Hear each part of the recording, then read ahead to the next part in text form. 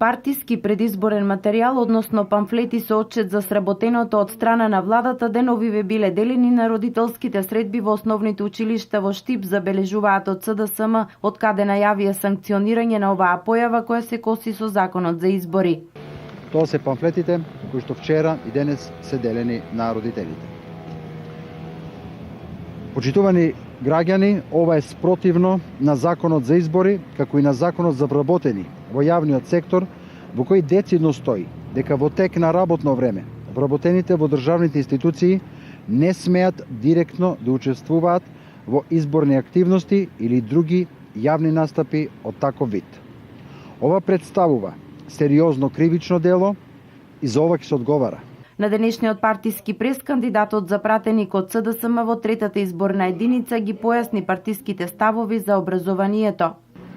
Ќе ги наградиме најдобрите основни и средни училишта и ќе ја покачиме платата на најдобрите наставници и професори за 20%.